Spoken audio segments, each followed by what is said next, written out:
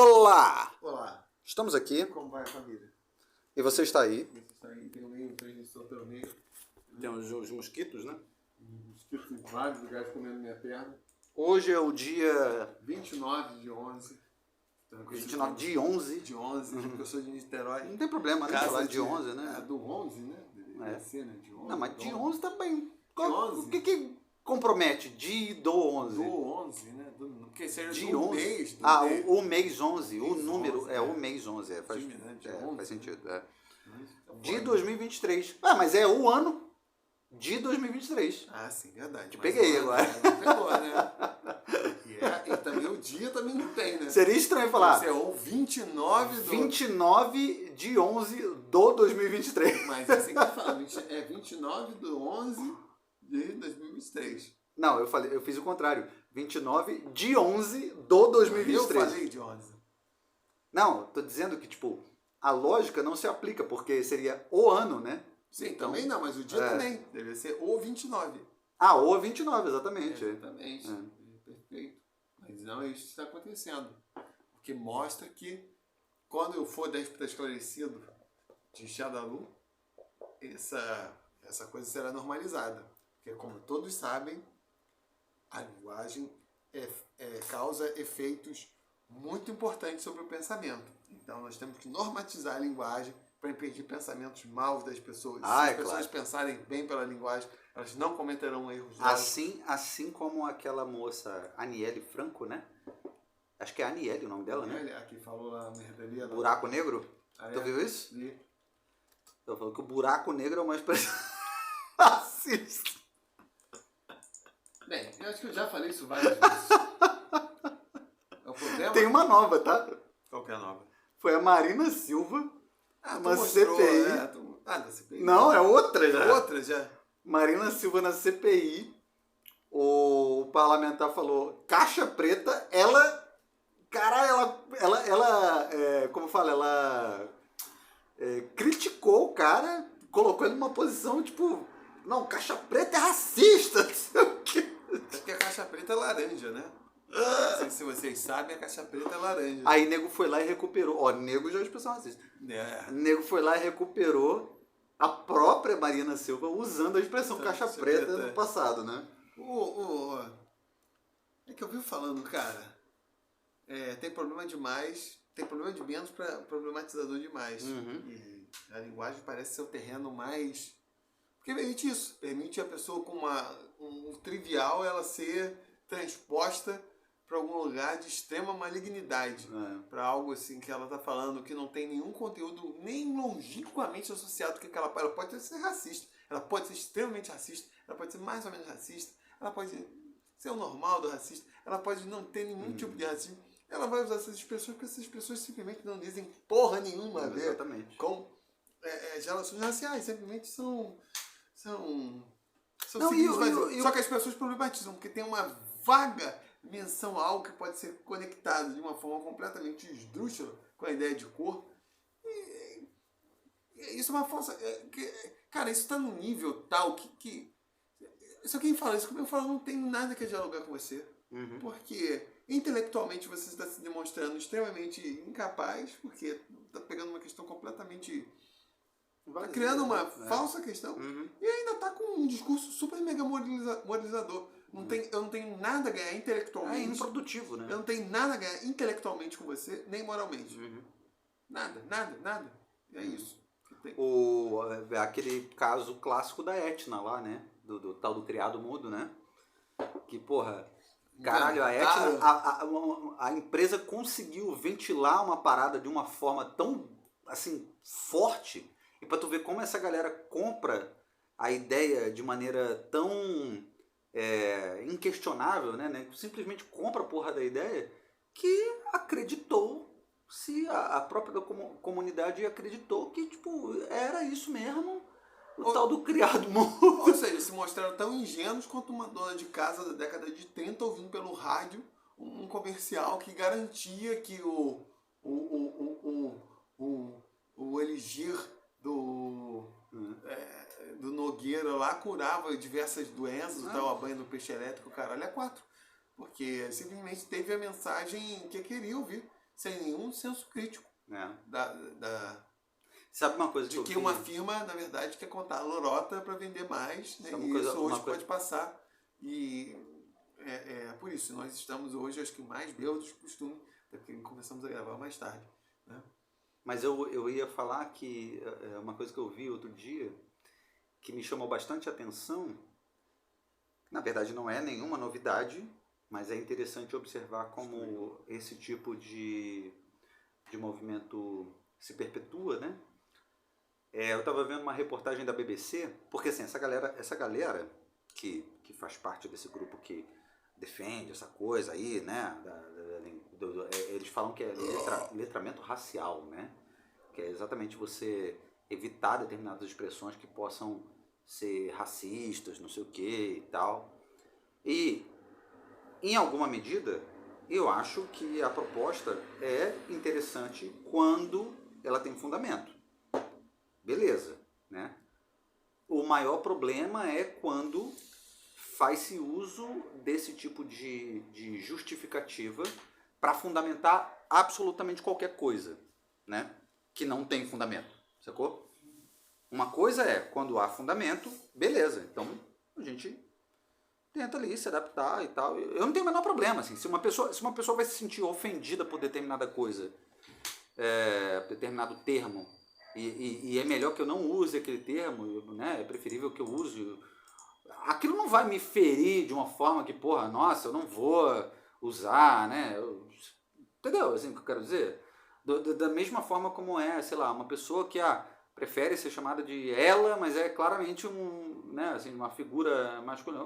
Prefere, tudo bem, eu vou falar ela. Eu não vou ficar, tipo... Eu não tenho intenção de ficar, foda-se, vou ficar confrontando. Entendeu o que eu quero dizer? Assim, tipo... mas ao mesmo tempo também eu acho que aí falta também bom senso e empatia do outro lado de entender que determinadas... Aliás, esse é o erro. Porque a intenção não é essa. Determinar quais são os conteúdos ideológicos por trás da linguagem, mas simplesmente criar armadilhas em que permitem criar determinadas etiquetas em você, independente do seu conteúdo ideológico, e te posicionar te colocar num... Não, mas aí cabe um posicionamento crítico de quem tá... Porque no meu caso... Desculpa, terminei. Não, fala. Não, porque no meu caso, por exemplo, eu sou uma pessoa que... Aí é difícil também dizer, né? Tipo, em que espectro que eu me encontro, assim, né? Mas, de forma geral, eu me considero uma pessoa muito mais progressista do que conservadora, né? Só que sou conservador pra caramba com relação a algumas coisas e sou progressista em alguns determinados aspectos. Outras pessoas vão me considerar muito mais conservador do que progressista, né? E de fato eu sou muito conservador com relação a algumas coisas. Mas o que eu quero dizer é que tipo, cabe um determinado... uma análise crítica de quem está se propondo a aceitar ou não essas posturas que são como quase que impostas, né? Assim, tipo, eu me coloco na condição de tipo, eu estou aberto a dialogar e a mudar se a mudança for necessária e se eu observar que há um problema nisso de fato, né? A maior parte das vezes não há problema. Essa que é a questão. Sim. Né? A maior parte das vezes é só ideologia, é só um aspecto... é quase... Sabe aquela coisa assim, perfumaria? Exatamente. Não tem fundamento. É que nem assim. você voltar a um texto do passado, em vez de você tentar entender o sentido do texto a partir das palavras e dos usos que as palavras têm num campo que às vezes é complexo, naquele contexto, a pessoa fica pensando, usou essa palavra logo. Isso não é reflexão. Da mesma forma como eu parto do pressuposto, as pessoas podem usar as palavras no contexto atual e, dependendo da posição, não necessariamente você tem as palavras que são estigmatizadas na boca daquela pessoa, estão acarretando estigmatização. Eu me lembro de uma experiência, eu já contei isso, né, que teve a minha digníssima colega antropóloga que foi passar sabão na entrevista historial, porque a depoente estava chamando, em vez de falar em ocupação, estava falando invasão. Uhum. E ela ficava... E nada no discurso dela sinalizava a invasão como algo negativo. Era simplesmente a forma como ela conotava, designava a ideia de alguém, né? Ocupando o espaço. Então, tipo, porra, se você começa a contestar até por uma forma maneira, em vez de... Porque cada um está operando a linguagem de um determinado jeito. No final das contas, a linguagem, as palavras, ainda mais na maior parte das pessoas que estão cagando e andando com uma reflexão mais tarimbada sobre o que as palavras significam, elas estão querendo projetar algum tipo de sentido. E você está querendo entender aquele sentido. Como era no caso da mulher lá. Ela está querendo designar algo que não tinha um conteúdo nem positivo, nem neutro, nem negativo, quando muito era neutro. E era a palavra que ela estava acostumada a operar. Mas aí a pessoa que se coloca nessa posição, aí fudeu. Você já não extrai mais informação nenhuma, porque a pessoa começa a ficar assim, caralho, a forma como eu estou falando errada, gera um problema. A pessoa se isola, né? Como hoje também, cada vez mais a gente fala assim, a ditadura militar, civil, militar, empresarial. O que eu chamo de ditadura civil, militar, eclesiástica. Fudeu, né? E por aí vai. Vai virar o LGBTQIA, blá blá blá, reticências, né? Porque puta que pariu. Tanto que nesse congresso que eu fui, tinha um deputado que tinha sido, enfim, participado, que foi preso pela ditadura do Caralho A4, que falou explicitamente que aquele ponto que eu já achava isso, achava uma falsa questão ficar falando essa porra, porque não via nenhum ganho conceitual, intelectual naquilo. Quando muito, tipo, uma palavra de ordem, só que as pessoas passam a operar aquilo, tipo, se você não fala isso... Já te coloca num nicho, né? Exatamente. Como assim, é que nem a pessoa fala assim, revolução, para se referir ao golpe de 64. O Nelson Werneck Sodré, que era um dos maiores intelectuais do Partido Comunista, do Caralho A4, ele se referia em diversos textos à Revolução de 64. Não porque ele positivasse aquilo com a revolução no sentido, porra... Mas revolução no sentido de, porra, tá transformando o status quo mesmo, porra. Não, nem isso. É simplesmente porque era a palavra que era usada. Tá. Tá entendendo? Da mesma como se fala... Mas o que eu quero dizer é que, tipo, revolução não significa necessariamente que é uma mudança positiva para as classes oprimidas, não sei o quê, não sei o que lá. Revolução é revolução. Eu acho que ele nem estava preocupado com... Não, mas o que eu quero dizer é que as pessoas que criticam o fato dele usar o termo revolução é porque associam o termo revolução a esse tipo de questão, entendeu? Não, mas eu acho que ele estava na mesma situação que as pessoas têm hoje em relação, tipo, falar Revolução de 30. É porque... Mas as pessoas falam, a Revolução de 30 não foi uma revolução, etc e tal. Mas simplesmente uma categoria como fala um amigo meu, é simplesmente um escritor. Poderia ser um símbolo matemático, podemos chamar isso já, o Big Mac 2. O evento Big Mac 2. É simplesmente uma palavra, um descritor para algo que vai ter elaboração científica, vai ser, porra, caralho. Pode falar assim, hoje na ditadura militar se considera que o papel dos empresários foi mais importante do que mas se considerava esse que é o problema. É porque nas ciências... Isso precisa estar atrelado à palavra, tá entendendo? O problema é que nas ciências sociais, assim, de forma geral, há um consenso de que toda palavra é conceito, né? E aí essa palavra vem carregada. Aí é foda. Aí fudeu. Isso só demonstra que os ditos cientistas sociais não entendem porra nenhuma e não estudaram, que é verdade, as ciências naturais. Porque o que acontece nas ciências naturais é justamente o inverso. Muitas vezes as palavras são as mesmas, só que o entendimento do que elas querem designar... Transforma até, né? Exatamente. Não uma perspectiva nominalista. Você vai ver o conceito de energia que tinha, sei lá, na época do Newton, no século... É tecnologia. Não, 17, 18... Fogo era tecnologia. Mudou completamente. Muda. Porque, porra, a ideia é o seguinte, não é criando palavras novas, etc e tal, que você tem um ganho conceitual. São os mesmos conceitos, só que os conceitos vão sendo reinterpretados, a palavra fica, porque ela... Não, o conceito de tecnologia, porra. Hoje em dia, se você fala tecnologia, automaticamente todo mundo associa a alguma coisa relacionada à informática, não sei o que. Mas a roda foi uma tecnologia, porra. O fogo,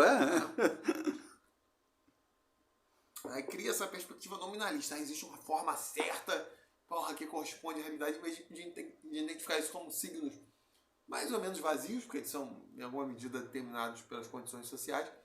Mas é isso, tipo, não precisa tá explicitado. A diferença é que a explicitação designa o certo alinhamento ou a possibilidade de você identificar o outro como um rival, etc. Você vai estar alinhado em um determinado campo, ou criar determinadas falsas problematizações, que essa pessoa está a par ou não está a par das discussões. Eu deliberadamente cago e entro. Dei essa aula no ano passado, sexta passada na UF. Em momento nenhum eu falei escravizado. Acho que eu já até mencionei isso aqui. Eu não falo escravizado no lugar de escravo, a não ser que seja realmente um caso que tenha ocorrido o processo de escravização, falando que foi escravizado, agora é livre e sofreu o processo. Porque é uma falsa problematização. Mas todos esses que foram escravizados, porra. Hã? Todos os que vieram foram escravizados, eles não eram todos escravos. Que vieram, só que escravizado virou a palavra que significa escravo. Né? Porque parece não, mas você tá falando a não ser, não sei o que, tipo... Não. Não, mas eu acho que você tá querendo dizer que, tipo, quando você quer explicitar o processo. Sim, você quer explicitar o processo. Exato. Então, uma pessoa que era livre... Porque eu quero dizer que, tipo, todos esses que eram escravos, eles foram... Eles passaram pelo processo de escravização. Não, nem todos. Alguns nasceram já escravos. Ah, é verdade. Não é que eles tenham uma propriedade intrínseca, que parece que está voltando para a história. A pessoa nasce. Não é. É que não tem ganho conceitual nenhum nesse conceito. Só um conceito moral que você fala assim, eu estou problematizando que o ser humano sempre nasce livre e há um processo social que reconhece aquele indivíduo como escravo. Porra! Isso qualquer pessoa que estudou na 5ª série, 6ª série, de uma minimamente inteligente, percebeu isso. Que as condições e as posições sociais são determinadas pelos processos sociais. Que eu falando, não sou Álvaro, eu sou alvarizado. Né? Você pode... Né? A pessoa não é proletária, ela é proletarizada, operária-operarizada. Não diz porra nenhuma. Mas simplesmente por uma problematização moral e pelo lugar central, por razões mais que óbvias, que o escravismo assumiu na reflexão política da contemporaneidade, as pessoas decidiram destrunfar essa. Como eu vou mostrar que eu sou mais engajado na preocupação, etc. Aí é isso. Eu vou problematizar o próprio conceito de escravo. Porque está falando isso intrinsecamente. Eu estou mostrando como é um processo de opressão constante que faz que aquela pessoa livre se torne um escravo. Mas isso é óbvio. Exatamente. Isso é óbvio. Você não precisa de um termo novo. Exatamente. Isso é óbvio. Obrigado. Um brinde, então. Porra. Como qualquer condição social é essa. Muito bem. Um brinde. Então é uma falsa... Inclusive a própria palavra escravo, sem a necessidade E isso, inclusive... do sufixo ado, já deixa claro que, na verdade... E isso, inclusive, dificulta, tipo, os casos em que, dentro do sistema escravocrata, de fato tem que correr o processo de escravização. Exatamente. Pessoas que não estavam submetidas àquilo, né? Que é diferente um escravo. Tanto, Sim. Porra, né? Tá sendo sociabilizado, né? Porra, desde... Há uma pessoa livre que sofre o processo de escravização. Isso. Porque nem precisa ser historiador ou sociólogo para perceber que os processos são distintos. Em algum nível devem, ou pelo menos provavelmente são distintos, etc e tal. Enfim. E, inclusive, sociologicamente havia distinções. Há nuances, né, nesses processos. O próprio vocabulário das sociedades escravistas distinguia os escravos. Nascidos, os que vieram, que enfim, eles reconheciam que os processos eram distintos, né? Até porque qualquer processo de aculturação que é feito por uma pessoa que não está iniciada numa determinada experiência, tende a ser mais violento, causar mais conflitos, caralho, tensões sociais, a porra toda. É isso aí. Porque na verdade eu quero dizer assim, eu estou querendo mostrar a humanidade daquela pessoa que foi submetida. É uma discussão assim tão trololó. Mas eu falo assim, fulano é pobre, fulano é pobrizado. Porque tem um processo de exploração capitalista que transforma a pessoa no pobre ou no proletário, né? Ou porque fulano não é classe média, ele é classe mediizada. O que tá falando é o seguinte, porra, todas as ele não é rico, ele é enriquecido. O que tá falando é o seguinte, tá descobrindo isso em pleno século XXI, que todas as condições sociais são produzidas por processos sociais. Porra! Aí, vai tomar no cu. amor. A pessoa que fala uma porra dessa pra mim... Novidade. Porra, tu uma pessoa um completo imbecil. É mais fácil falar isso, né? Caralho, o que é foda é que esse tipo de coisa vem das ciências sociais. Nas quais isso deveria ser óbvio. Mas vem por quê? Porque cada vez mais que o campo... Porque em tese as ciências sociais deveriam ter pleno esclarecimento sobre esses processos sociais, caralho. Mas é que vai. Conforme cada vez mais o campo acadêmico se expande, Então, cada vez mais, as pessoas que entram na academia não são as pessoas que dispõem do instrumental para ser um intelectual. Instrumental básico. Ou seja, pensar, refletir, problematizar problemas reais. Pensar problemas reais, pensar múltiplas soluções para os problemas. O campo acadêmico começa a se comportar como um campo corporativo. E se torna isso. Pior, que as pessoas não reconhecem como tal. Isso força as pessoas a tentarem se engajar. Tem um outro nível além do corporativo, que é o quase religioso também, né? Como assim quase religioso? Quase religioso que eu quero... É uma metáfora, né? Mas ao ponto de nego se agarrar tanto a um determinado conceito ou determinada vertente, né, explicativa sobre determinados processos que não consegue simplesmente ser confrontada ao ponto de abrir mão um pouco, né? Então vira uma coisa meio quase que fé, né? Tem gente dentro da academia nas ciências sociais que a coisa virou meio fé, né? O cara ele não simplesmente, se desapega daqui e diz, pensando por esse lado, determinados aspectos aqui, você tem razão, então eu preciso rever a minha perspectiva sobre alguns processos ou análises que eu estou fazendo. Não, é uma posição quase que religiosa no sentido de que, tipo, me apeguei nessa porra aqui e eu vou até o final, assim. Tipo. Mas é que eu acho que até esse estágio que já era ruim já foi superado. Porque isso minimamente dá a entender que a pessoa tem um certo elemento de bitolamento intelectual. Mas ela encontrou uma explicação do mundo e não abre mão daquilo. Eu acho que nós já estamos num estado pior que isso. Que é... Né? No caso como esse... Eu achei que tinha sido superado por melhor, mas foi superado por pior. Superado por pior. Que é um caso que as pessoas... Que esse é um bitolamento intelectual. As pessoas encontraram uma forma de explicar as coisas que faz sentido, né? Só que ela se agarra naquela porra, né? Uma coisa pode fazer sentido, mas se você tem um ímpeto intelectual de entender, você sempre vai estar tentando, caralho, isso não é suficiente. E, tipo, porra, será que é isso mesmo? Tem um elemento de dúvida que gera angústia. Mas eu acho que no contexto é pior ainda, porque é muito mais, tipo, um âmbito concorrencial e como eu vou me projetar como sendo aquele que se distingue. E aí, criando essas falsas problematizações que nem são necessariamente pela afirmação dessas crenças que geram uma certa, caralho, com isso eu consigo entender as coisas, né? É muito mais, tipo, mesmo, estou projetando militância, o radicalismo, e é nesse nível que muitas vezes é completamente vazio, se não contraproducente. Quem assistiu... Porra, se não contraproducente, não, né? É contraproducente pra caralho na maioria das vezes, né?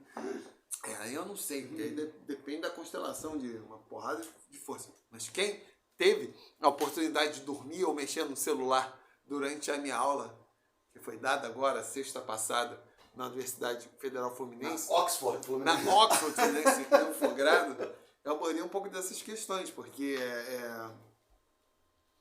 esses discursos radicais muitas vezes não estão resolvendo problema concreto nenhum, mas eles estão criando distinções que são facilmente assimiláveis e geram engajamento. Tipo, a pessoa que propôs essa porra... Não só engajamento, mas também é aquela coisa de identificação, né? Do cara conseguir... pertencimento, né? Pertencimento. A pessoa que vem com essa porra... Eu não sei qual foi a origem desse debate. Eu até queria fazer essa genealogia falar meio como Foucault, que é outro autor que eu também não gosto muito, do escravizado, distinção do escravizado pro escravo, etc, que deveria se falar escravizado em vez de escravo. O filho da puta que falou isso, com certeza falou num contexto, que eu não sei se mais ou menos consciente, era isso. Se eu falar isso, eu vou ficar bem na fita. Afinal de contas, é isso, né? Caralho, porque aquela questão que, caralho, ninguém colocava como um problema, surge como um problema. Porra, caralho, todo mundo fala escravo, ninguém problematiza isso. Aí a pessoa se coloca no lugar assim, eu estou problematizando algo assim que é... Já pararam pra pensar que essa palavra naturaliza? Porra, caralho. E na verdade foi um processo. Porra, isso parece intelectual pra caralho. Pô, a pessoa burra pra cacete. Exatamente. Pô, a pessoa burra pra caralho. Porque pra qualquer um que tenha um mínimo de formação em teoria e metodologia ali em ciências sociais, tipo, porra, todo mundo sabe que, caralho, tudo é um processo social, né, cacete, não é? Então vamos falar de escravo e escravizado. Vamos chamar de Big Mac número 37. Ou vamos criar um símbolo triângulo com 2 chifrinhos assim. Tá entendendo por quê? Não, é tipo, você não entender, porque tem questões que são muito básicas. Por exemplo, a descoberta do fogo, para voltar na tecnologia, é um processo social também. Sim, porque é uma necessidade, e a necessidade ela cria, ou melhor, o avanço ele surge da necessidade, não sei o quê, e acontece por conta de todo um processo social em que os caras se veem, caralho, e agora? Como é que a gente vai cozinhar essa porra aqui? Ou qualquer outra coisa, né? Tipo, como é que a gente vai se aquecer? Ou não sei o que. Vamos flambar esses... né? Porra, gourmet, né? Como é que a gente vai cozinhar os Masterchef da pré-história, né? Como que vai? Porra, flambar esse filé de aí a roda. Não, eu vou criar roda aqui, porque, tipo, sei lá. Com essas bagas, esses mirtilos e esse pedaço aqui de lama aqui. Tu já viu aquele vídeo do cara que ele vai fritar um ovo, aí ele pega o ovo, mas aí ele vai pegar uma plantinha, aí ele pega uma perereca, aí ele joga na panela, aí a perereca, ovo, pula, caralho, cuspe. Porra, coloca aí no YouTube, cara. Quanto tem? Não vi, não. Porra, é muito bom. Que é exatamente isso, assim, tipo, é o cara na necessidade, ele vai lá pegar os ovos da granja dele lá, aí tem a porra de uma planta que ele quer usar lá nos ovos mexidos dele, aí ele vai lá, na hora que ele pega a planta, ele quebra o ovo que ele vai pegar, ele tá com uma mão, que a outra ele tá filmando, né? Aí tem uma perereca que pula em cima da mão dele, aí na hora que ele joga o ovo dentro da frigideira, a porra da perereca cai dentro da frigideira, morre. Beleza. Caralho. Ó, é isso aí, ovos, rã, mato, terra, caralho, cuspe. É isso aí, vivendo e aprendendo. Mas enfim, né, esses processos nada mais são do que processos sociais, né, pô? Não tem pra onde correr, né, bicho? Aí vai ficar criando né, assim, circunstâncias que não são problemas reais, né? E é o que gera também uma certa, digamos assim, descredibilização até, né, dos pesquisadores desse âmbito das ciências sociais, né? Porra, pois é. Nessa aula que eu tava dando lá no Fogrado era exatamente isso. Porque determinados discursos que são... A galera tem que fazer uma distinção. Determinados discursos são discursos que a comunidade emprega na sua defesa dos conflitos fundiários. Né? Dando uma guinada aqui, dando um cavalo de pau. Para gerar engajamento com a classe média, porque são discursos que repercutem. Eu vou falando, tem uma série de problemas sociais para os quais as pessoas estão insensibilizadas. Ninguém dá mínimo. Que nem mendigo. Insensibilizado. Estão insensibilizados. Mendigo. Ninguém dá mínimo pro mendigo. Porque tem tanto mendigo pra tudo quanto é lado. Né? Ninguém dá mínimo. Ninguém dá mínimo. Tá naturalizado. Tá naturalizado essa porra. Então, por mais que você fala que você tem consciência social, caralho, é 4, você pode estar engajado. A verdade é que a nossa reação, até para nós não ficarmos, porra, em gay, tem um piripaque mental, é pagar e andar. Sim. E diversos outros conflitos sociais também estão nessa mesma posição. Conflitos que são... Você blinda, né? Você se blinda daquela porra ali. É uma forma de você vencer essa blindagem, sobretudo naquelas classes que podem mobilizar a mídia, o Estado, enfim, obviamente a classe média, às vezes a classe alta. Você procura estratégias para dramatizar o conflito. E é meio apontar como sua comunidade é diferente. E uma delas é isso, falar que você representa uma forma de vida que é alternativa como a classe média vive, que para alguns setores da classe média isso é uma coisa ruim, sim, que espera que viva como ele, mas para outros setores da classe média é algo valorizado, que é tipo a identificação positiva com o outro. Em certos contextos, porra, como nós estávamos falando aqui antes, né, de gravar, se valoriza essa relação pessoal intensa da comunidade, que é uma coisa não mediada, amizade, porra, e a troca, e todo mundo se conhecer, e tem um senso de comunidade, que às vezes é um discurso fictício, mas é levado, né, com essas ideias de comunidade tradicional, porque isso, porra, é completamente diferente de como eu vivo. Então eu vou defender, porque tem uma característica ainda a ser preservada e positivada. Né? E o cientista social tem que ter um certo, ou deveria ter num contexto assim de conflitos, a fazer essa calibragem. Uma coisa que a comunidade fala para ganhar apoio, outra coisa é tentar se distanciar, né? Esse discurso realmente corresponde à experiência social, sociológica, à experiência histórica da comunidade, e como eu vou manipular isso dentro do conflito fundiário, ou dentro do conflito social que está acontecendo ali. E muitas vezes o pesquisador aparece, mas ele aparece fazendo tipo uma hiperdramatização desses elementos, né? Levantando bandeira, que só se gera tipo, muitas vezes, só uma forma de a pessoa angariar capital cultural. Tem uma luta ali, tem um problema, aí você se apresenta como um hiperradical, aí você cria um discurso completamente fabuloso, que não tem uma base fática, mas você aparece como super engajado, caralho, super antissistêmico, quando na verdade você só está objetivamente, concretamente, você está fazendo porra nenhuma. Porque você não está pondo à disposição da comunidade. E é egóico essa porra. Exatamente, é egóico. Você não está pondo à disposição da comunidade seus conhecimentos técnicos, como pesquisador, como antropólogo, como sociólogo, como historiador, caralho, A4, para o que aconteceu e como nós vamos manipular esses elementos mais que é possível apontar dentro do conflito. E as pessoas criam isso. Porque esse é o caminho mais fácil. Porque esse é o caminho que você não tem que explicar. Sim. É muito mais fácil você falar para a pessoa, não, porque você fala esse buraco negro, você é um racista, né? Ou mentirinha branca, né? Você a pessoa, caralho, é uma coisa tão naturalizada que ela nem precisa entender. Se você estiver numa posição de autoridade, inclusive vai ser um discurso conservador. Eu me lembro uma vez, eu assisti isso, era uma pessoa que era claramente de classe média, estava falando para o funcionário, que era um funcionário que morava em ocupação, o caralho A4, pobre, que seria considerado pardo, negro aqui no Brasil. Aí essa pessoa, o funcionário, falou mentirinha branca. O patrão imediatamente foi corrigir. Não tem que se falar mentirinha branca, etc e tal, isso é racismo, etc e tal. O que está acontecendo ali? Nenhuma questão objetiva de classe ou de raça está sendo discutida.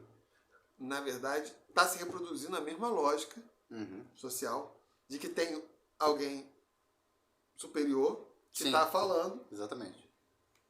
O que tem que ser dito e o que não tem que ser dito. Educando o pobre preto a ser mais branco. Educando o pobre preto sobre racismo. Exatamente. Foi exatamente isso que eu vi. Embora as pessoas envolvidas não tivessem consciência disso. Porque no fundo... Mas está reproduzindo a mesma lógica. Exato. De alguém em uma posição... No fundo, tipo, as pessoas que estão ocupando esse lugar nesse debate ainda é a elite, né?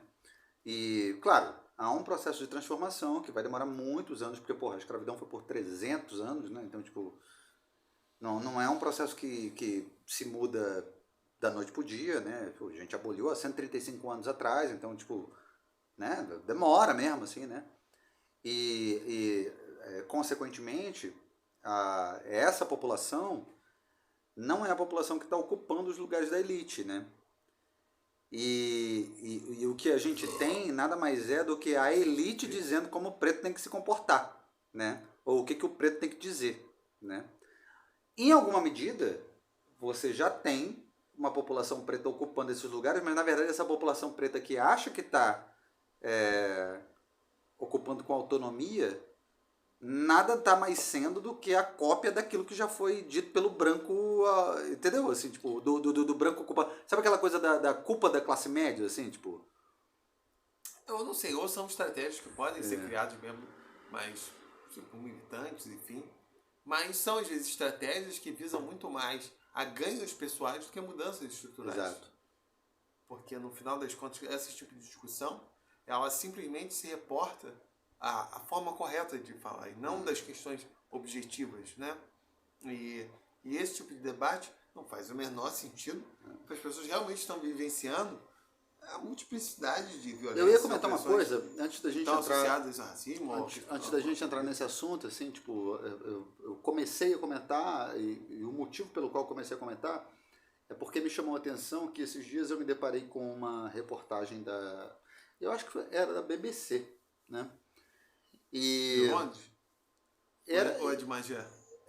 Você conhece a BBC de Magé? De BBC de Magé? É uma grande empresa também. Então aí eu me deparei. Me deparei. Caralho. Me deparei com essa reportagem que é de uma jornalista. Eu não sei de onde ela é exatamente, mas aí eu fui lá e cliquei, porque o título lá do vídeo, né, me chamou a atenção. Que era uma reportagem na África do Sul, de uma jornalista trabalhando para a BBC. É uma jornalista preta e tal, careca inclusive, tipo, ou seja, uma mulher fora dos padrões, né? Eu, mulher preta. Hã? Eu, mulher preta.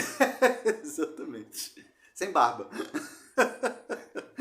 Não tem barba, não dá pra se falar aqui. E aí ela estava fazendo uma reportagem sobre esse movimento que existe na África do Sul, que é um movimento xenofóbico, é um movimento anti-imigração. Já ouviu falar? Sim. Chama Bolundu, ela tem um nome curioso, né?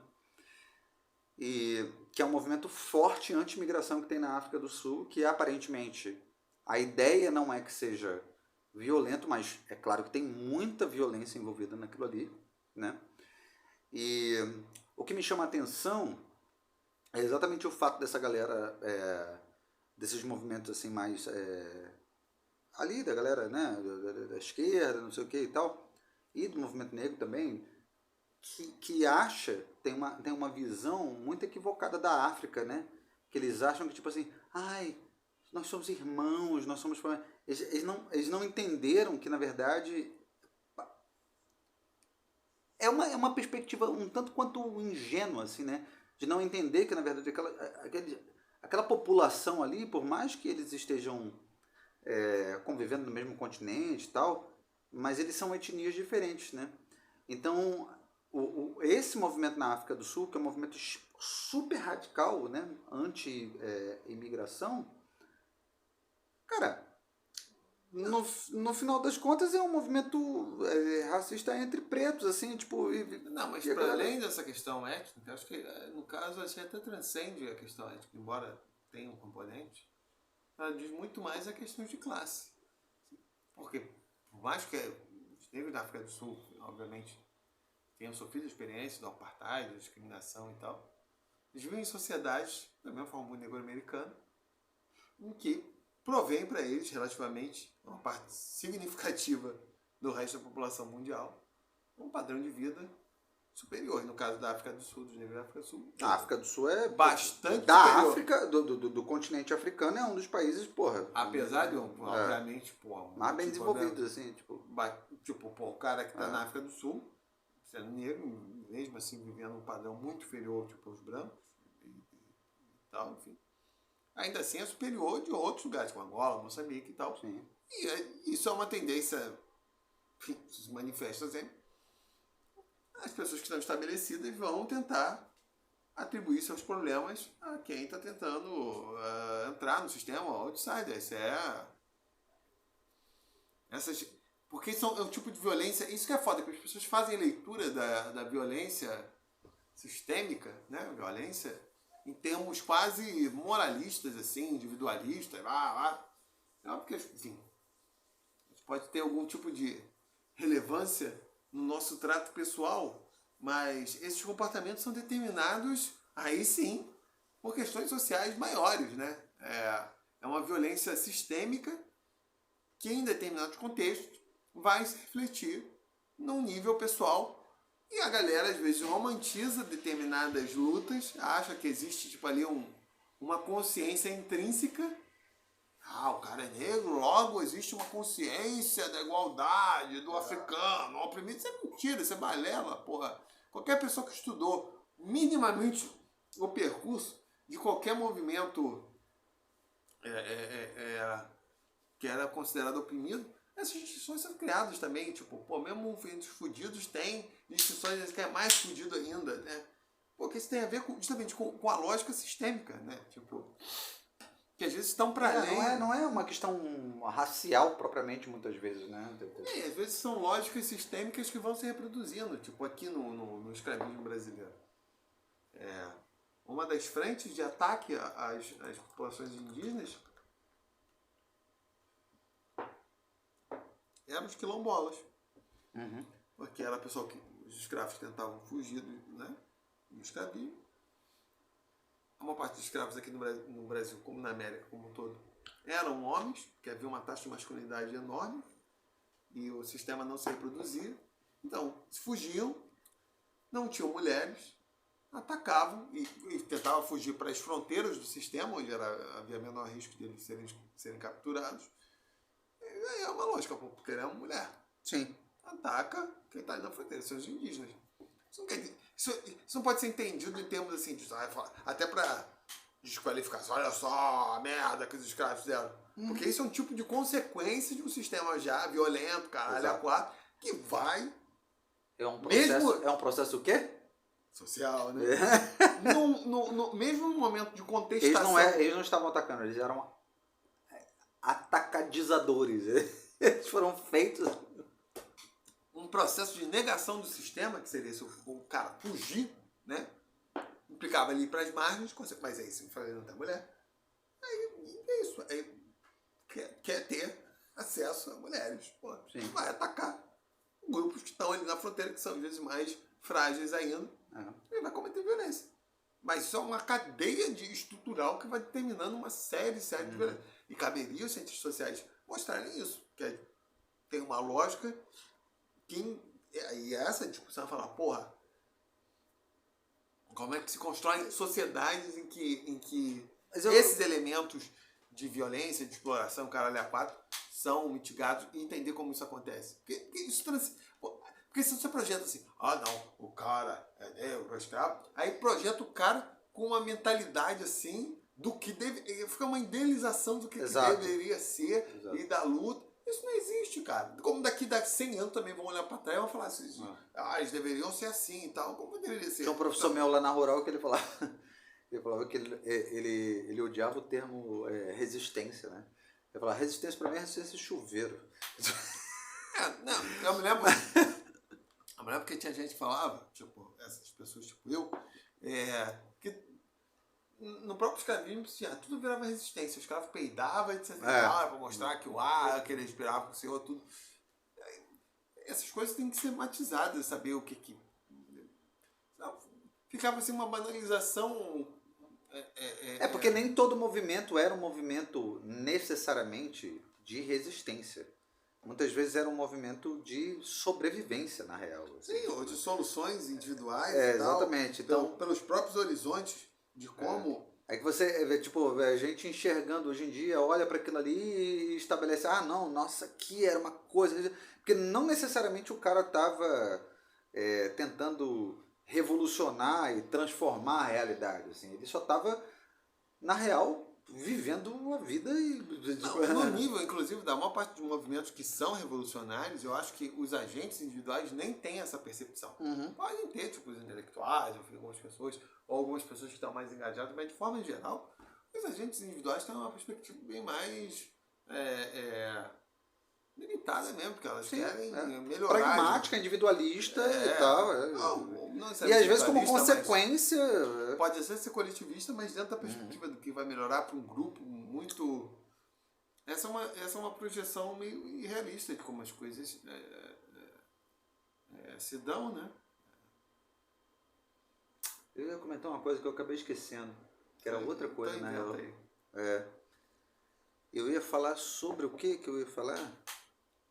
Rapaz, estava falando dessa coisa de ir lá, pegar outras mulheres, não sei o que e tal, né? Dos indígenas lá, não sei o que e tal. Não lembro, foda-se. Mas enfim, não, lembrei. Boa, ainda bem. É curioso pensar como, né, houve esse processo na universidade. Eu não sei se isso é um processo assim mais global, porque aparentemente é uma coisa que acontece muito aqui no Brasil, na América do Sul, assim, né? Talvez ali, se a gente puder expandir um pouco mais, assim, em termos de América Latina, né? Não sei mesmo, não faço a mínima ideia. Mas esse processo de esquerdização, né, da academia, e é curioso observar que isso... Assim, quando eu falo processo de esquerdização, eu não estou querendo... Você como um radical de direita? Não sou, tipo assim, um cara... Não tô... Para mim não é uma... Eu não quero usar o termo de forma pejorativa, assim, né? Mas é interessante observar, né, como houve, de fato, assim, uma inclinação muito maior, né, ao longo dos anos, assim, para esse viés. E claro, eu entendo que tem, em alguma medida, há um processo recente muito claro. Esse processo recente eu consigo observar muito claramente, assim, do porquê que acabou se tornando um pouco mais para a esquerda, né? Só que me chama a atenção também o fato de não haver uma certa resistência, né? para usar essa palavra. Mas na real, assim, que não há um contraponto tão proeminente assim, né? Do outro lado que se coloca. E aí é que tá, tipo, eu acho que existe sim, mas em determinados grupos, né? Porque quando a gente pensa nas ciências sociais, as ciências sociais são muito marcadas, né, por esse posicionamento mais à esquerda, assim. E aí, claro, você vai pensar em outros cursos, como, sei lá, de repente, engenharia, medicina, talvez você tenha... Só que isso não é uma questão, não se discute, né? Então, tipo, você vai fazer um curso de medicina, de engenharia, tipo, isso não é o tópico do curso, né? Então, acho que no processo de regimentação mesmo das pessoas que fazem essas ciências sociais, sociologia, antropologia, ciência política, história, já existe um perfil já de contestação ao que é dado como explicação de sociologia espontânea. Então é por isso que as pessoas já se colocam num campo político mais à esquerda, que é a contestação de que as respostas que são dadas, de como as coisas têm que ser, elas não são satisfatórias.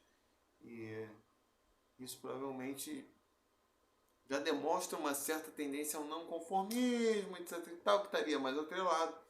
Se bem que isso pode estar mudando, porque também a direita agora reivindicou uma posição meio de... também produzir ideias de ocupação desses lugares, né? Mas tradicionalmente isso, né? De que quem contestaria a uma visão de sociologia espontânea de como a sociedade tem que funcionar, já estaria mais jovem próximo a um campo de esquerda. Tipo, porra, caralho, as coisas não são bem assim. Não, uma naturalização de como as coisas têm que ser dadas. E isso explicaria, em certa medida, a regimentação maior. Vou fazer um comentário rapidamente. Pode fazer. Lá no IFIX 3 segundos. Tem um cartaz que fala assim, o IFIX, para quem não sabe, é um Instituto de Filosofia e Ciências Sociais da UFRJ. Não, era o Chifres. É? Chifres. Aí na UFRJ tem um cartaz que fala assim, ser jovem e não ser revolucionário é uma falha genética. Ou seja, ser jovem e não ser revolucionário é errado, né? Tipo assim, se você não quer mudar o status quo ou qualquer outra coisa, né? Você não está confrontando, né? Isso tudo que está dado é como se fosse uma falha. Ou seja, o jovem, de forma geral, ele é esse ser humano que vai sempre tentar confrontar, né? Aquilo que está dado. Em alguma medida eu acho que faz sentido mesmo, assim, porque o jovem ele tem uma perspectiva, eu não diria revolucionária, mas assim, tipo, de confronto, né? De partir para o confronto, né? Não é à toa que é muito comum, quando você está na adolescência, né? É muito comum que haja muitos conflitos, assim, né? Entre você e a sua família, né? Os seus pais e tal, porque é uma fase turbulenta, não sei o quê. E, de fato, quando você entra na universidade, você está ali com 18, 19 anos, você ainda está ali meio que numa adolescência, né? Na transição e tal. Então, tem essa postura, né? De combativa, assim, e tal, né? Eu não sei. Eu tinha meus 15 anos quando comecei a pegar trem todo dia com a classe trabalhadora brasileira. Eu decidi abandonar meu comunismo. E lentamente fui largando de mão. Mas nem todo jovem passa por isso. Nem todo jovem tem essa experiência. Tem jovem que só começa... 4h30 da manhã. Tem jovem que só muda de perspectiva quando eles começam a pagar DARF. Quando o DARF vem, aí ele fala, porra, fudeu. Quando vem o DARF ali, ó, uma vez por ano, do caralho, fudeu. Eu comecei a abandonar essa experiência, eu pegava o trem 5h30, estação de Campo Grande, a gente entrava... Mas o problema é que nem todo jovem paga DARF, entendeu? Às vezes o cara demora pra começar a pagar DARF. Aí quando ele começa, ele já tá meio ali nos 35, não sei o que e tal. Tô fudido lá, o trem cheio, o cara não dormia em pé. Pra quem não sabe o que é DARF, fala aí, Álvaro, define o DARF aí. O DARF é uma ocorrência... É um estupro financeiro que você sofre uma vez por ano. Um dragão que aparece e morre no seu bolso. Quando eu tinha... Aí com meus 15 anos eu comecei, cara, a pegar o trem e tentar dormir em pé. Aí vinha a porra do pandeiro batendo assim, visitante, seja bem-vindo. Sua presença é um prazer.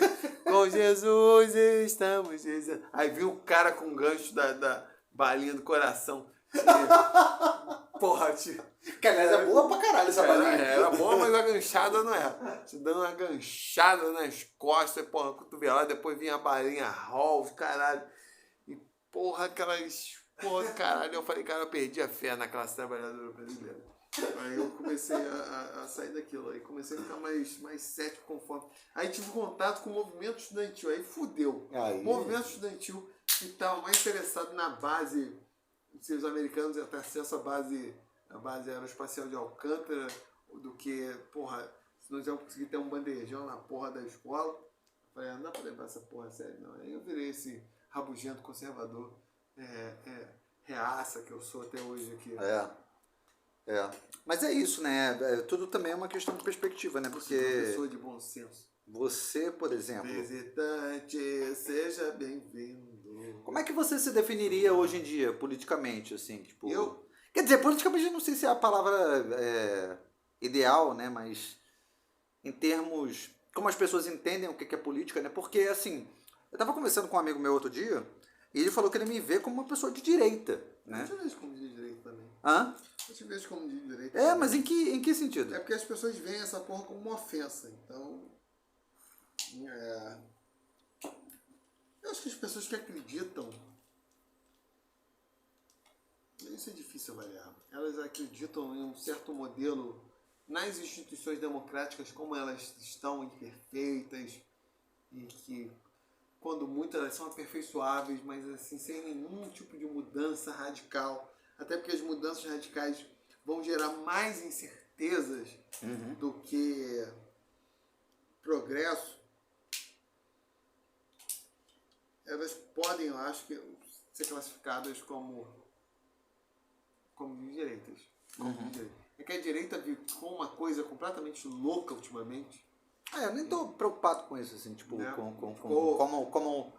porque eu entendo muito bem a forma como essa criação da imagem do que é a direita e o que é, de fato, a direita politicamente, assim. Tipo. Porque também eu acho que existe nesses campos... Mas aqui no Brasil também há uma certa esquizofrenia em relação a isso, né? Eu não sei, então, porque isso tem acontecido em nível global. A própria direita tem se reivindicado como a alt-right lá nos Estados Unidos. Às vezes reivindica as ideias mais radicais de Jerico, ideias racistas e tal, anticientíficas, antirracionalistas, mas em nome do que é um direito individual do povo, do caralho a quatro. Mas isso tá... Aqui tá, acho que quem admite que é um cidadão que não quer mudanças radicais, o cidadão bunda mole automaticamente é de direita, eu acho. Até porque essa figura está cada vez mais desaparecendo. Tanto o que está se identificando como de esquerda ou como de direita. Aqui na esquerda, essa postura surgiu antes, né? De negação, de contestação. O que é isso? Que as nossas instituições, elas são imperfeitas, mas elas têm um determinado valor. E elas são aperfeiçoáveis. Só que esse cinismo começou primeiro, acho eu, na esquerda. Eu me lembro dessa experiência, tipo, eu falava assim, não, tipo, das instituições, da democracia liberal, tipo, a ditadura de classe, etc e tal. Aí teve aquela jornada de 2013. Aí a galera ia protestar e levava pedrada. Um amigo meu aconteceu isso. Tava protestando e levando pedrada. Eu falei, tá reclamando por quê? Isso aí é um direito, burguês, pequeno burguês, protestar e não levar pedrada? Aí, porra, as paradas assim que vocês olhavam assim com certo desprezo, e houve uma erosão, e tem havido em vários lugares do mundo, desse senso comum assim do que é uma sociedade democrática funcional, né? Porque as pessoas estão cada vez mais transitando para mundos fantasistas. É por isso que está se tornando um domínio da fantasia. E não um domínio do mundo real, que é um mundo perfeito pra caralho. Mas você tem que admitir isso. Tipo, as coisas são imperfeitas, mas elas têm um determinado valor. Eleições têm um valor, o judiciário tem um valor, né? E as pessoas gostam disso. Tipo, não sei por que cargas d'água. As pessoas gostam de posar. Na pandemia ficou muito claro que as mesmas pessoas que me esculachavam, porque eu era super cientificista, a ciência não prova tudo, Sim, a ciência tem viés. Aí na pandemia... Eu me lembro disso, eu estava falando, não, porque a ciência também tem viés. Eu falei, eu sei disso. Porque quando eu tinha 14 anos, não sei se você sabe, eu lia sobre história da ciência. Inclusive, das primeiras coisas que eu quis estudar assim como historiador, era história da ciência. Então eu sei que a ciência é mediada pela história. Eu falei, puta, isso que vem falar como se estivesse contando grandes novidades pra mim. Como se eu não soubesse que a ciência sofre. Eu falei, eu sei disso. Eu sei tudo disso. Tipo, como se não fosse esse discurso neutro e tal. Mas o que me chama a atenção... Aí veio a porra da pandemia. Fudeu, essas pessoas automaticamente... viraram os maiores cientificistas do mundo, né? É a mesma problematização que o outro lado estava colocando, assim, sobre a porra, os discursos, assim, como a ciência é usada para oprimir e restringir os direitos, porque, meu irmão, essa direita maluca aí, antivacina, o caralho a quatro, se apropriou desse mesmo discurso que eu via de outro lado. Exatamente. Que eu via que era aplicada contra mim. Assim como... sobre racionalismo, blá blá blá. Então, é esse que é o ponto, cara. Porque as pessoas mudaram. Eu tenho uma dificuldade... Tanto que eu tenho certeza que tem gente que pensa assim, que tem dúvida se eu me vacinei. Porque as pessoas têm a concepção na cabeça imbecil delas do que é o comportamento e elas projetam isso em você. E não a partir nem do que elas pensavam antes. Pô, o cara é um cientificista, etc. Logo, ele acredita no valor da vacina, etc. E tal. Porque, foda-se, tá dado e tal. E não vai problematizar isso. Mas eu vejo o cara no campo. Então, em vez de eu entender a pessoa a partir do que ela está tentando exprimir, entenda a partir de uma caricatura do que tem que ser. Inclusive, já falei isso várias vezes, a ascensão do Bolsonaro se deve ao que a esquerda entendia como uma caricatura de direita. Isso foi manipulado por ele e por determinados setores dessa direita.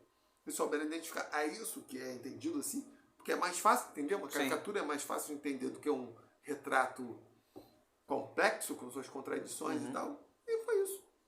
Eu vi falando essa porra, que um dos principais cabos eleitorais do Bolsonaro foi a própria esquerda. Porque a esquerda queria construir um fantasma de direita e foi encontrado no Bolsonaro e o Bolsonaro soube se capitalizar nisso. O que prova que o Bolsonaro é menos burro do que a galera gosta de acreditar. Não sei se ele especificamente, mas a equipe ali, tipo... Enfim. Porque ele especificamente eu tenho lá minhas dúvidas. Provavelmente todo político que está no alto é burro pra caralho. É muito mais o projeto que está construído em volta.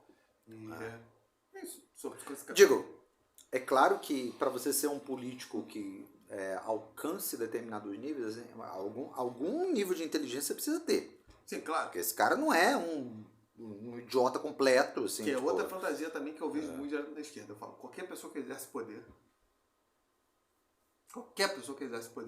em algum nível complexo, ela pode não ser culta. Exato. São coisas diferentes. Ela não pode ter a leitura, o conhecimento, mas é uma pessoa inteligente. Mas a inteligência do jogo ali, de manipular as relações. Porque isso é o mais trivial. E digo, isso é o mais trivial do trivial. Porque 90% das pessoas são voltadas para jogar o jogo da dominação.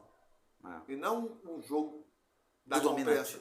Não, o jogo da compreensão intelectual afastada. Isso é uma minoria das pessoas. Que inclusive é uma das razões que eu vi falando que a academia acabou se desvirtuando. Porque ela começa a se expandir e, consequentemente, começam a entrar essas pessoas que estão no jogo da dominância. E não no jogo da compreensão. E você percebe quando as pessoas estão no jogo da dominância e não da compreensão, quando elas se sentem extremamente ofendidas com o pensamento diferente. Porque um intelectual de verdade, ele, pelo menos, tenta entender as perspectivas diferentes dele. Porque ele quer entender como as coisas são. E às vezes entender as coisas como são implica em reconhecer que talvez... falhas, o teu ponto de vista esteja errado. E o lado lá pro qual você tem um primeiro momento de rejeição, fala, porra, a minha postura tem pontos ali que, tipo... não necessariamente que aquilo vai invalidar a tua postura, mas, tipo, reconhecer que há determinados pontos que merecem ser reconhecidos, assim, tipo... Não, ou mesmo que a sua reação é uma reação emocional. Sim. Você não quer assumir... Exatamente. Que você tá numa posição de porra, perdi. Assim, tipo, exatamente. Ou porque eu tenho um investimento muito grande nessa visão, né? E... gastei 10 anos da minha vida, não sei o que lá, e agora verifiquei a postura do intelectual deve ser essa, fala. Será que realmente essa porra faz sentido? E também entender por que alguém está afirmando essa coisa. Essa não é uma visão, eu falo essa porra porque eu acho que eu já estou velho e tal, e tipo, é uma experiência. A maior parte das pessoas, mesmo que se apresentam no campo intelectual, não tem essa postura. Mas eu vou te falar... Que é a postura de certo desejo realmente de entender como as coisas são. E isso implica um estado de dúvida, assim, relativamente permanente, que gera certa angústia. E as pessoas não querem estar nesse lugar. A maior parte das pessoas não querem.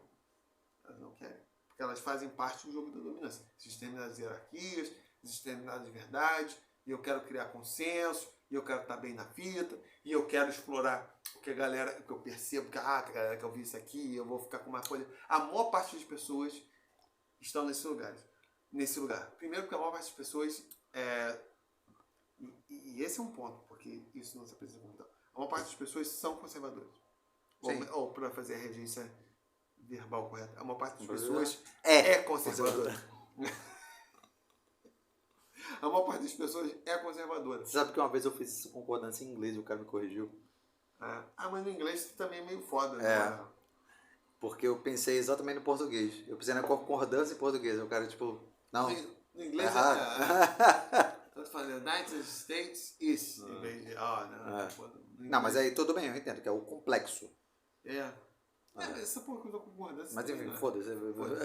E é isso, sim, mas a maior parte das pessoas é conservadora, isso definitivamente, assim. Embora elas não se apresentem como tal. Isso. Porque num determinado contexto intelectual, elas vão se apresentar. Mas o que eu queria dizer... mas veja, quando eu falo, por exemplo, que eu percebo que eu sou mais progressista do que conservador, é quando eu penso em, tipo, aborto, quando eu penso em droga, sabe, esse tipo de coisa, assim? Porque aí existe uma confusão, assim, que as pessoas acreditam que, porra, isso é uma coisa necessariamente que a esquerda está defendendo, não sei o que e tal, mas tem muito mais a ver com a coisa da liberdade intelectual, liberdade individual, assim, tipo, que no meu caso é exatamente por conta disso, né? E isso é um valor que é atribuído à direita, na real, né? Tipo, essa coisa da liberdade individual, não sei o que. Mas eu não estou nem um pouco preocupado com isso, a verdade é essa. Eu não estou nem um pouco preocupado com isso. O que me chama a atenção é o fato de que a galera te coloca dentro de uma caixinha que é uma caixinha que não necessariamente está relacionada com o teu... Assim, se você... É foda, porque, tipo, uma determinada opinião já te coloca dentro de uma caixinha que não necessariamente é aquilo que te representa, né? Só que aí as pessoas te associam àquilo ali e foda-se, tipo, já vão te tratar como um cara, sei lá, não sei o que, não sei lá, na verdade, foda-se, né? Eu não tô um pouco me deixando. Mas é aquilo, não adianta. Determinadas pessoas...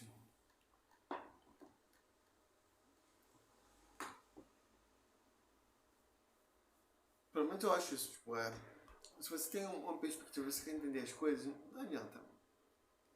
Isso é um processo muito individual. Não vai depender da afirmação alheia. E... Bem, pelo menos eu não estou preocupado com isso. Vão pensar, não vão pensar. Ah, foda-se. É mais por essa linha mesmo. Se você está preocupado com o que vão pensar sobre você, foda-se. Até porque se está preocupado com isso, você não está pensando direito. Já demonstra uma tendência a um certo conformismo. Que não vai se firmar como conformismo, porque minha experiência de trabalho, então, reforçou isso que eu já tinha essa suspeita por outro caminho. Muitas pessoas que se querem, elas ficam no radicalismo num nível tão abstrato, mas na hora das condutas, vamos ver, né? Das condutas concretas, elas se escondem. Então, na verdade, elas são as conservadoras. Elas são as que estão satisfeitas com aquela coisa. Que não assumem isso. Exatamente. Que eu acho que até são piores. Porque eu não tenho problema com os colegas que falam assim, tipo, porra, não vai dar pra mudar porra nenhuma, foda-se, vou me estressar. Porque com isso você pelo menos já sabe as bases, você tem que discutir. Não há ilusões. A pessoa não vai te conduzir, ou não vai te puxar por, caralho, com essa pessoa que eu consigo tensionar aqui as coisas. Não, fala o que for. Foda-se. Você pode até discutir, isso é uma estratégia meio burra, porque não vai, vai dar problema pra nós pra frente, nós temos que mudar agora. Mas as pessoas querem ter a imagem de aparentar, exatamente. Aparentar, mas não querem mancar. Isso. Aí é foda. Isso aí. O cara quer aparentar ser o revolucionário, não sei o que, aí vai lá no Twitter, aí vai lá, não sei o que, lá. Mas na prática, no dia a dia, não faz absolutamente nada. Exatamente. Nas questões em que você pode ter algum tipo de resultado que envolvem, tipo, possibilidade de você perder prestígio, perder poder, de você, enfim, ter as perdas, que são as perdas que os agentes individuais experimentam no dia a dia, né? São nas pequenas coisas, desgastes pessoais, mas a luta tá aí, pô, eu não consigo influenciar.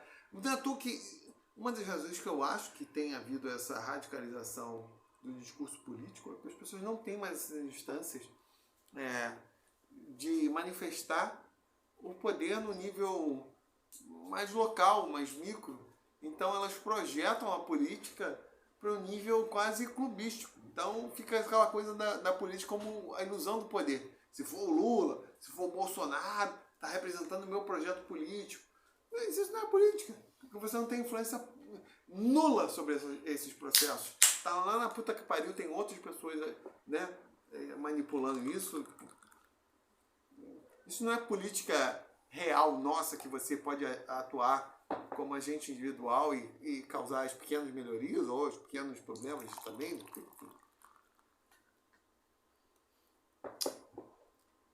Mas as pessoas preferem operar nesse nível, né? E elas se tornam arquiconservadoras ou super-revolucionárias num plano que no concreto não gera problema nenhum. Não gera as consequências nenhuma. Não sei, consequências discursivas ou de alianças que você vai ter com certa pessoa ou outra. Você não está mudando nada na prática. E é isso que eu vejo. A minha experiência de trabalho, então, isso é explícita. Porque mesmo determinadas condutas assim, que no máximo gerariam tipo, um mal-estar, a pessoa ser vista como um antipático, ou que fala as paradas, o problemático. Sequer as pessoas se colocam nesse lugar. Não vai acontecer nada, não vão perder emprego, nem porra nenhuma. Ainda assim, elas não conseguem se colocar. Nem pra virar e falar pra você, pô, bicho, tá chatão, hein? Né? Tipo, alguém fala, isso aqui que você tá falando é besteira. Tipo, não é assim. Alguém que tá numa posição de poder falar, porra, isso é besteira. Né? Gerar esse mal-estar. Nem isso. Mas eu ia comentar que eu acho que tem uma coisa que é o que gera também essa situação de mal-estar muitas vezes e que... Dá uma asfixia, assim, o gás carbônico. É exatamente isso, né? Porque as pessoas elas estão numa posição, muitas vezes, em que estão submetidas, né, a determinadas condições, assim, né? Chefia, não sei o que, não sei o que lá. Não é o caso do funcionário público, porque ele tem ali alguma autonomia e tal. Mas depende também, né? Porque, por exemplo, lá no teu caso, né? Tipo, há algumas situações ali que o cara está meio submetido, porque é cargo comissionado, não sei o que. Então isso tudo gera uma situação na qual essa relação assim se reproduz, né? Do tipo, eu tenho que ficar aqui meio na minha, não sei o que e tal, né? Porque, na verdade, as pessoas que trabalham por conta própria, não sei o que, foda-se, né? Porque aí isso aí não existe, né? Só que existe num outro nível, né? Que é o nível de se relacionar, né? Sim. Com o cliente, ou sei lá, para quem trabalha com marcas, esse tipo de coisa, né? Aí vai virando uma outra coisa, né? Mas ao mesmo tempo também acho que essas relações são mais superficiais, né? Então, talvez nem exijam esse nível de integração plena que permite você falar, cara, isso aqui é um problema e não vou fazer. Agora, o problema que eu percebo lá nas serviços públicos, as pessoas ficam num discurso muito radical. E nessas pequenas posturas que elas poderiam, pelo menos, criar constrangimento, elas se calam. Sim. Não, e aí é o pior dos mundos. Porque o cara, ele tá numa condição em que, teoricamente, ele não poderia ser demitido, né? Assim, à toa. Sim. Né? Então ele tem um respaldo que esse respaldo permitiria ele se posicionar. Só que o cara não se posiciona por um conforto que é um conforto besta, assim, que tipo... As pessoas não querem ser vistas como um chato, problemático, sei lá o que, conveniente, grosso. Querem isso, querem. As pessoas querem criar falsos consensos. Mas será que isso não tem a ver com um pouco como que eu posso dizer assim, da coisa meio brasileira mesmo de ser assim? Porque de repente um funcionário público na Finlândia seria o cara que ia tocar o foda-se, assim, sacou? Não sei, talvez. Porque, por exemplo, eu tava acompanhando, outro dia eu assisti o episódio do... Mas o Kiko Loureiro, que era o guitarrista do Angra, Sim. então ele tava tocando no Megadeth, né? Ele virou o guitarrista do Megadeth, né?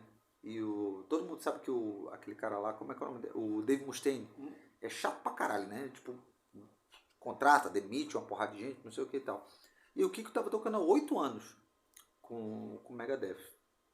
Aí o Kiko Loureiro foi lá e agora, esse ano, falou, ó, vou fazer a turnê da Europa, mas eu não vou poder fazer a turnê do final do ano nos Estados Unidos. A esposa dele é finlandesa, né? Ele tem, acho que 2 ou 3 filhos, sei lá.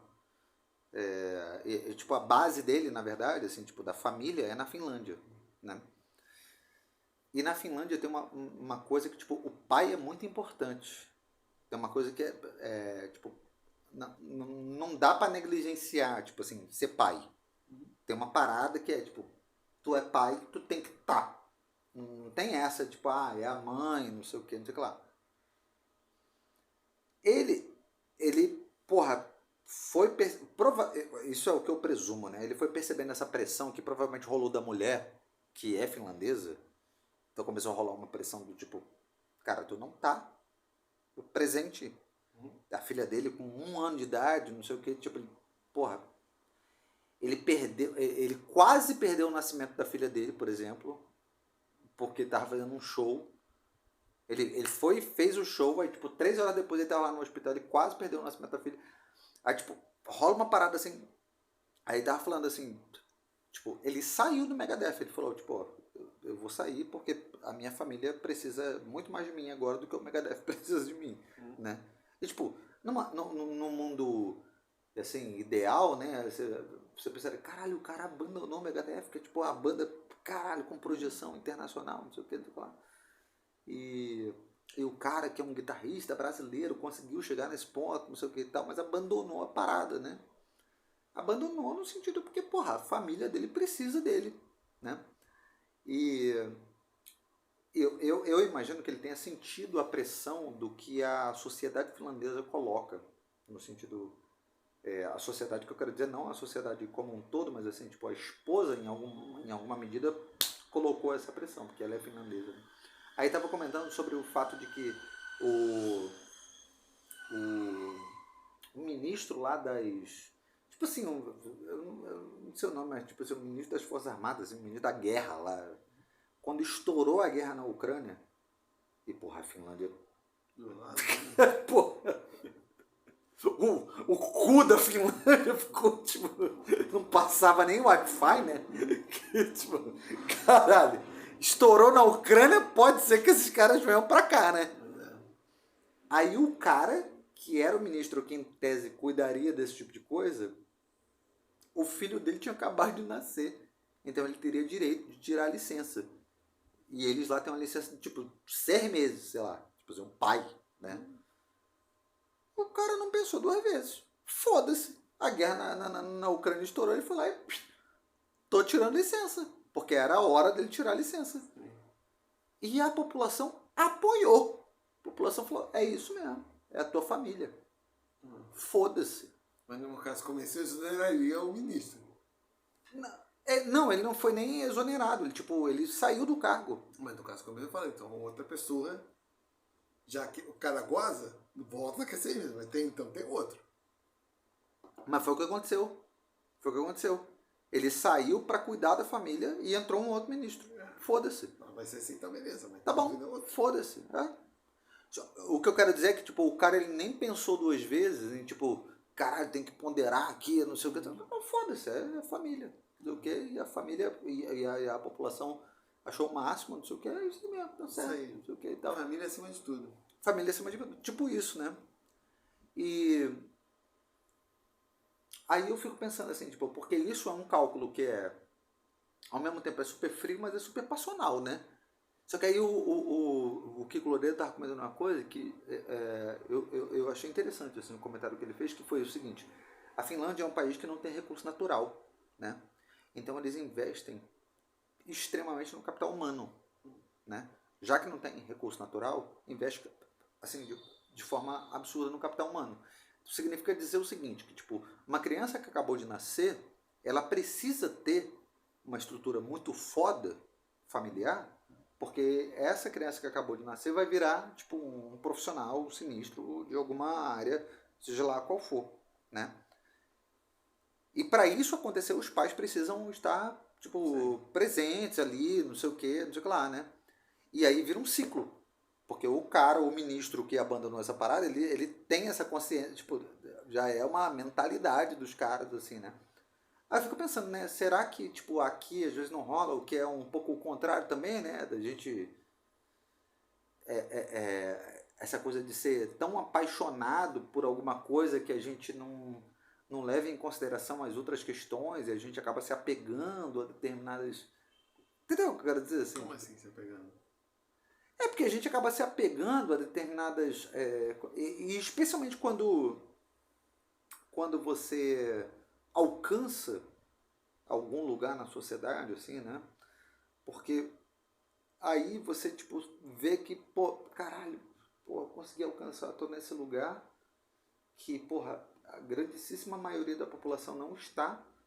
E aí, então, eu preciso meio que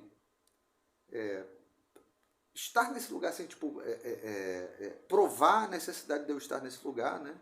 E aí, por isso, eu começo a agir de determinada forma para poder ocupar esse lugar, não sei o quê. Eu não sei. A minha criação... Porque isso é uma questão psicológica, né, também. A minha criação, pelo menos meus pais, sempre foi orientada por outros aspectos.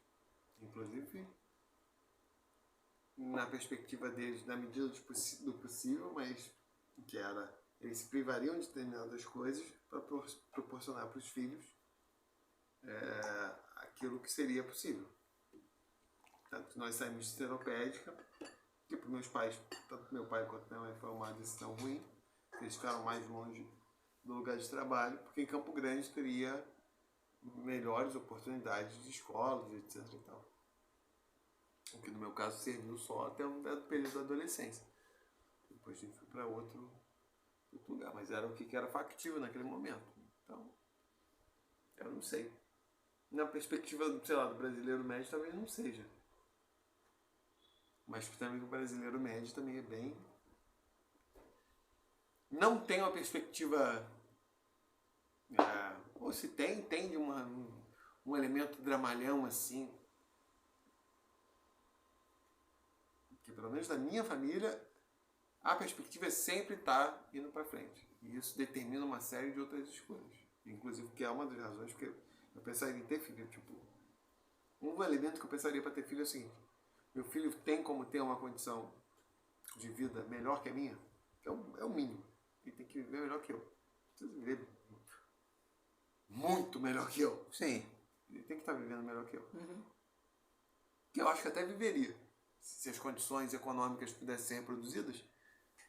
Porque, bem ou mal, minha formação intelectual é superior dos meus pais, etc. Tal. Até que tem um aspecto geracional. Então, provavelmente você casaria com uma mulher que está no mesmo nível, financeira, intelectualmente. Exatamente. Então as coisas estão melhorando. Porque isso não é pensado em termos de um projeto social, mas enfim. Acontece. Exatamente. Como é desde a nossa experiência, desde que nós chegamos aqui no Brasil, sempre tem havido um processo de ascensão. Cada vez mais as pessoas estão vivendo um nível mais superior, com mais capital cultural, mais bens materiais, né? Tanto que no meu caso eu acho que seria muito mais um aspecto de capital intelectual do que outras coisas, né? De material. Até porque se parar pra pensar, eu fico pensando assim, porra, por casar com uma mulher que ganha mais ou menos do que eu, tem muito o que, assim, materialmente fornecer? O que você fornecer, assim, de... Eu não vejo assim, tipo, em retrospecto, assim, o que eu precisaria oferecer para criança? Mas aí eu acho que é porque... Além do que eu tive, né? Mas aí é porque eu acho que depende da perspectiva mesmo, assim. Porque se você ficar satisfeito em oferecer aquilo que, tipo, tu considera que era, o meu nível, não sei o que e tal, de repente um pouquinho a mais, não sei o que, beleza. Mas tem gente que vai criar expectativas, assim, muito altas, né? E aí fudeu, né? Tipo, uma parada que eu sempre penso assim, que eu fico pensando, o que eu não conseguiria proporcionar para meus filhos, até porque isso implicaria eu, sei lá, voltar pro subúrbio ou morar em algum lugar muito distante que comprometeria a minha vida. É tipo, essa possibilidade de a criança brincar na rua, etc e tal. Mas aí já tem um elemento social que é, porra, então deveria a sociedade se organizar a ponto de ter, porra, espaços que, né, permitiriam a criança... Mas até morando no subúrbio, porque provavelmente você, quando tivesse um filho, e a tua esposa também, vocês ficariam muito mais medrosos. Sim, claro. Aí até para deixar o moleque brincar na rua, já não seria uma questão. Aí tu ia morar no subúrbio, sim, mas tu não ia deixar ele brincar na rua. Exatamente, Mas poderia... Até porque quando a gente vai ficando mais velho, a gente vai ficando mais medroso. Sim, essa é uma tendência...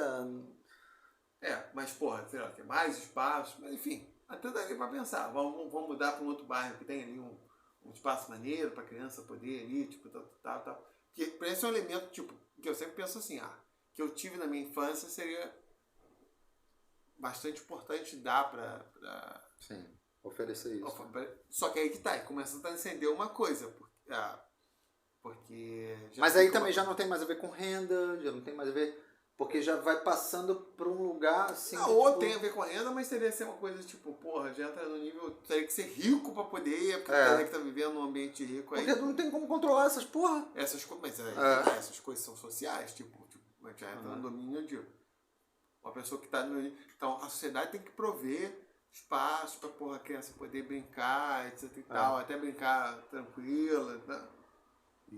Mas o que é pior, sabe o que é pior dessa porra toda? Porque eu vejo, por exemplo, determinados casais, quando eles decidem morar fora, que é porque, tipo assim, não, porque meu filho pode ter liberdade, não sei o quê.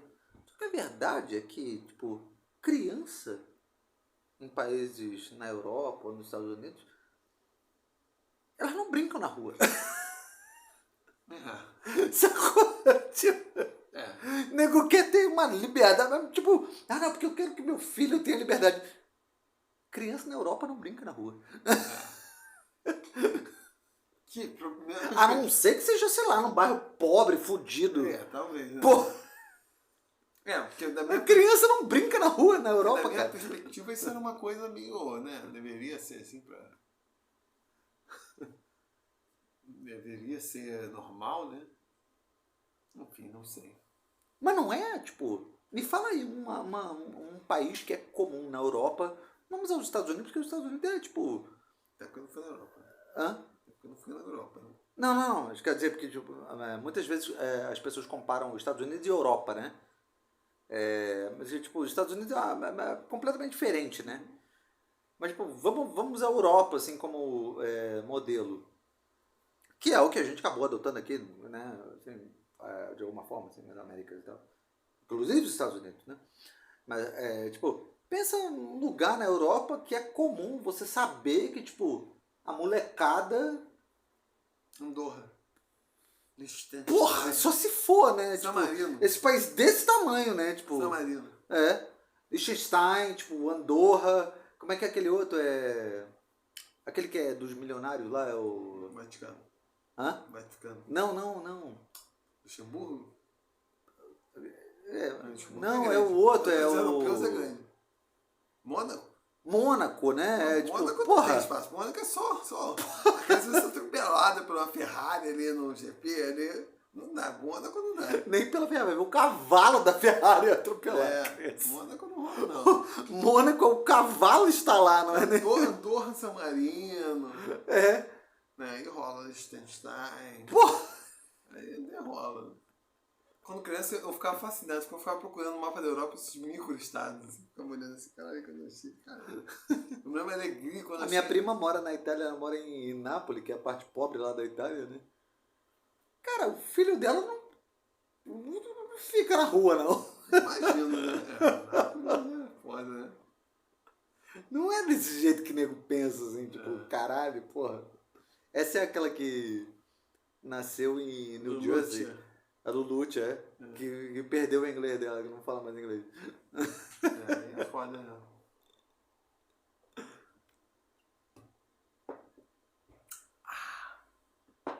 Mas enfim. É isso. Enfim. É isso? Quantas horas aí? 1h30. 1h30 só? Tá bom, mas também a gente falou sobre absolutamente nada, né? Não, falamos sobre o que esse episódio? Foi sobre...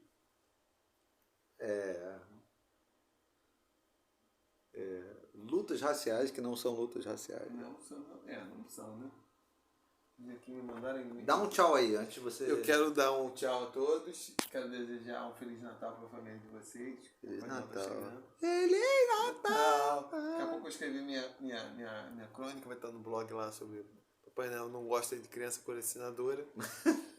Que eu vou relatar a minha experiência da cartinha do Papai Noel. Você pode ver lá. É isso, gente. Um beijo. Isso. E até a próxima. Um bom beliscão a todos. Bom beliscão. Tchau.